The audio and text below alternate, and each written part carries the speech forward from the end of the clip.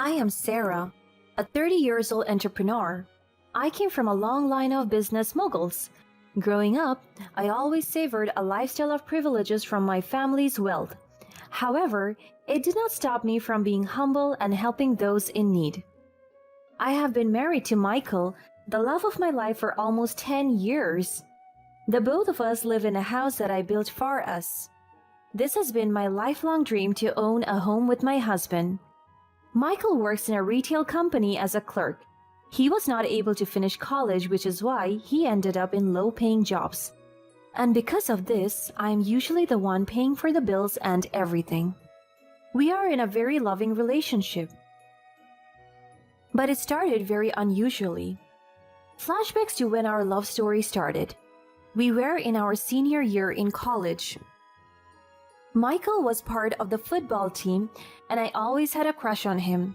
I always left food and gifts in his locker to show him I liked him, but I always ended up brokenhearted because it's either he gives the food away or throws the gifts in the garbage bin, in which I caught the act twice. However, one day as I was working on my thesis at the library, my college best friend Hannah, who was taking up law, approached me. "Hey Sarah, did you know what happened?" The librarian shushed us as Hannah's voice was loud enough to be heard through the other side of the wing. "What happened?" I can see the concern and anxiousness in her eyes. "I just saw Michael dropping his subjects at the register." My eyes widened. "No way! Michael is one of the top students in our batch, and there is no way he will drop all his subjects when there is only 1 month before graduation. Are you sure?" "Yes, I am. I worked as a student assistant at the registrar's office, remember?" I was so shocked by what I discovered. Michael has been my crush since my first year, and I plan to confess to him during the graduation. How can I do that now? "Thanks for your information, Han. I feel sorry for him." Later that day, I saw him in front of the gate. I can only cover encounters and none of them are successful. But I still shot my shot and moved towards him. I cleared my throat before I spoke to him and it caught his attention. Hey, hey." He met my eyes and I could see the worries in him. Hey." My heart pounded so fast. This is the first time we had an eye contact. "I heard that you're dropping off. Is it true?" He sighed.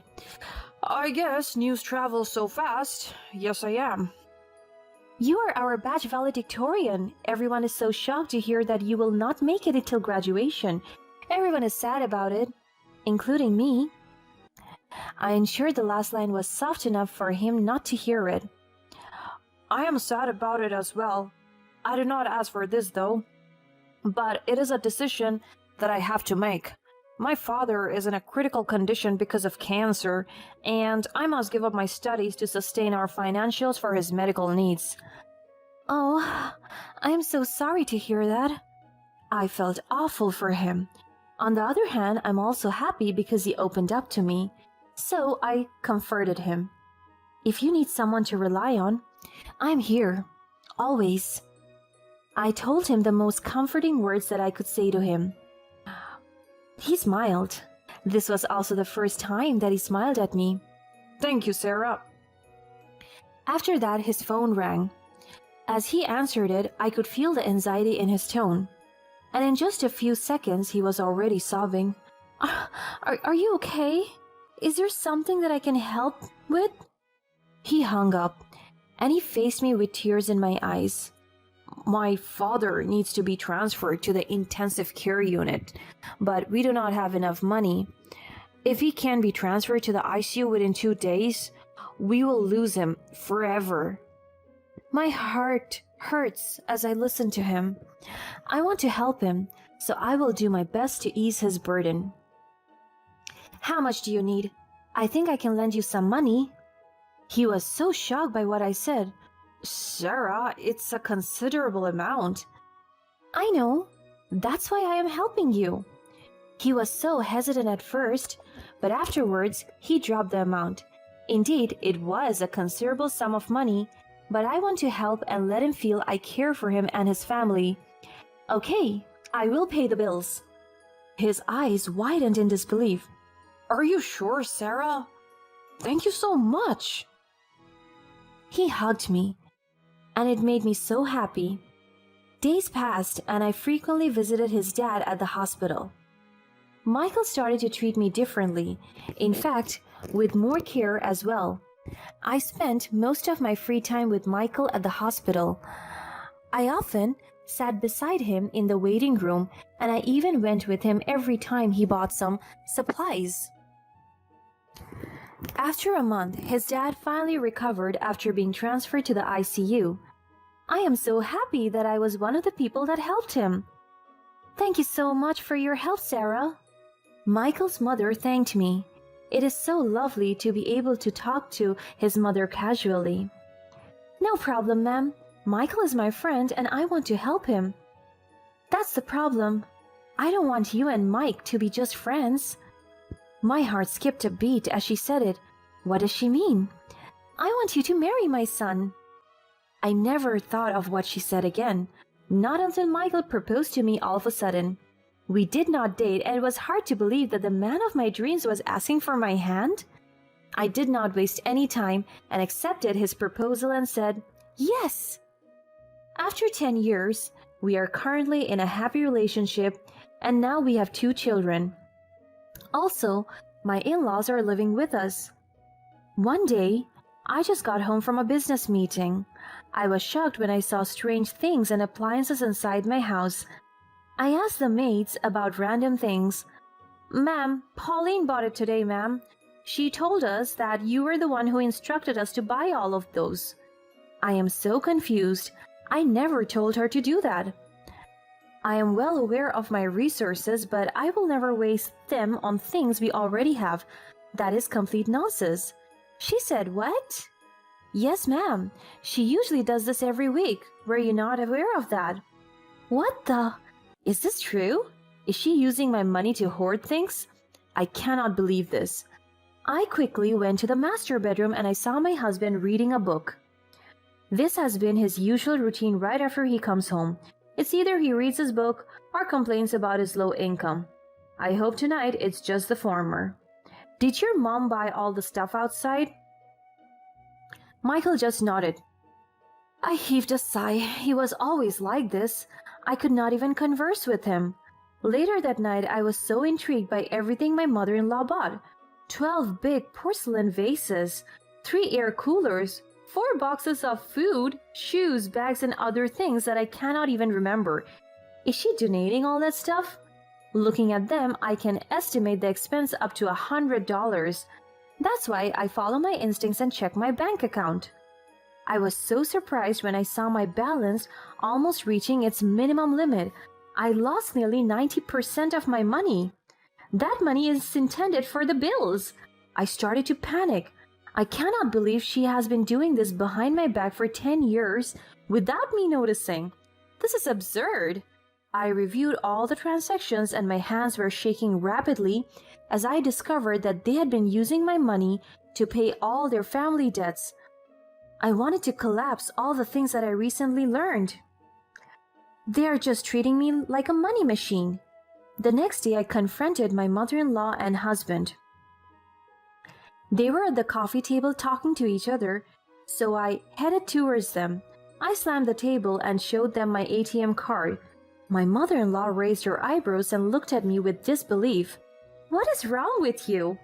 Shouldn't I be the one asking that question? What is wrong with you? Michael stood up and held me, calming me down. Hey, calm down. Please don't talk to my mother that way. I shrugged him off. Have you been using my bank account all this time? Please answer me. Don't accuse her. I paid him no mind. I don't care if he defends his mother.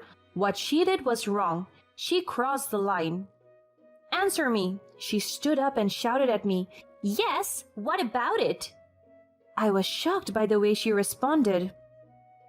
You could have asked for permission. I was never greedy when it comes to money. I gave you everything. And in the first place, how did you even know about my PIN number? Your husband gave it to me. My jaw dropped. Michael? Did he tell her? I turned to him and looked him in the eye. Why? Because my mother deserves everything. I cannot believe this is happening. I am your wife. It would help if you told me. I will give her what she deserves. Isn't that what I am doing all this time? I work tirelessly day and night to provide for this family while you work unproductively. My mother-in-law grabbed me and slapped me in the face. How dare you speak to my son like that? You should be grateful to me. I was the one who initiated your marriage. If it weren't for me convincing Michael to marry you, then until now you are still a hopeless romantic. And spending your money and using you to pay for our debts is the last thing you can do to compensate for my efforts. Don't be an ungrateful bitch. She slapped me once again. The impact of her slaps left me speechless. I was covered in tears the entire time. I trusted them, and I was a fool for doing so. Weeks passed after that revelation, and my mother-in-law and Michael began to mistreat me daily, taking me for granted and showing me no appreciation for my financial contributions. They forced me to surrender my card. Give me your card, or else I will tell everyone that you blackmailed my son into marrying you. I can destroy you, Sarah, so stop being a brat and hand me your card. With a fear of being abused again, I gave her my card. My heart breaks as I see her spending my money on nonsense things to flaunt it to her friends and prove that she is indeed wealthy when she has the poorest attitude. I cannot contain the aggression and cruelty that they are giving to me, and that is why I decided to leave the house together with my 2 children. We sneaked out of the house at midnight because I was pretty sure they won't allow us to get out of this house, because what will happen to them without me? I am their money machine, remember? Hence, my children and I left the house, and by going it means I am also relieving the responsibility of paying for the house rent and bills. We headed to my parents' mansion and stayed there for good. After they discovered that we had left the house, they started to panic. My husband kept on calling me and texting me, asking us to come home, but I never answered him. Months passed and my mother-in-law did her best to contact me. I knew that the money in my bank account is declining, and they have not been paying the bills since we left because they have no other way to earn money.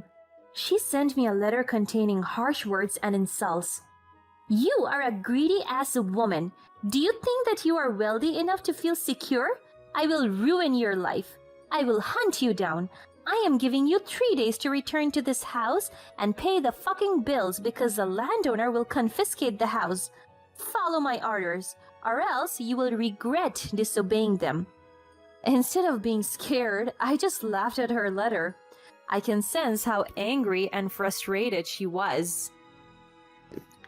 After that, I immediately called the landowner, who happens to be my best friend and personal lawyer, Hannah. That is why I'm confident enough not to worry about the house. Let's file a lawsuit against them. Sure, Sarah. I will notify you as soon as possible. After several days, my mother-in-law and husband received the court's orders, and they had no choice but to attend court. On that day, I saw my mother-in-law wearing my luxury clothes, and it was evident that she was fuming mad. During the trial, I presented evidence of the financial manipulation and mistreatment I endured, exposing my husband and mother-in-law's true intention. I confidently spoke in front of everybody. Your Honor, I have evidence to prove that my mother-in-law and husband have been using me for financial gain and mistreating me in the process.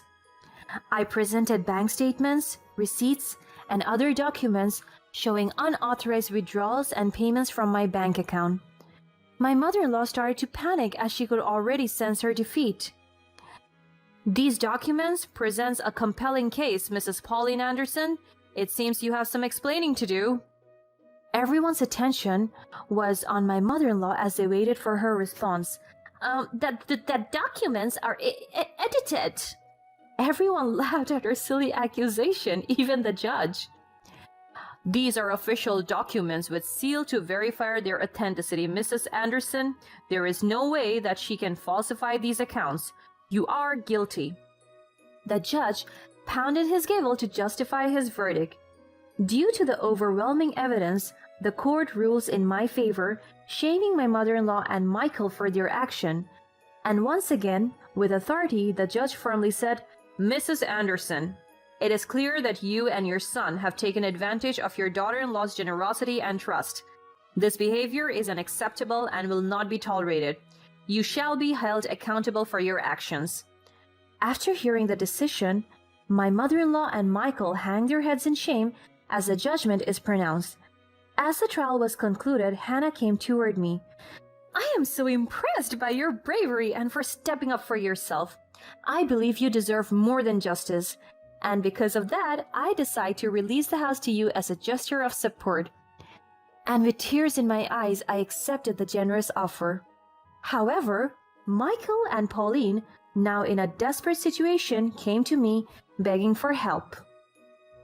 Sarah, please forgive us. Our greed blinded us and took you for granted. We have nowhere to go and no one else to turn to. I looked at them with mixture of empathy and determination. I have spent years putting up with your mistreatment and manipulation. Now it's time for me to prioritize my well-being. It would help to find your way out of the mess you have created. Having found my strength and independence with my children, I decided to move forward without being burdened by my husband and mother-in-law's toxic presence. I stood tall, having taken revenge by exposing their true intentions and securing my and my kids' futures. I learned to appreciate myself and find happiness in my newfound freedom and self-worth.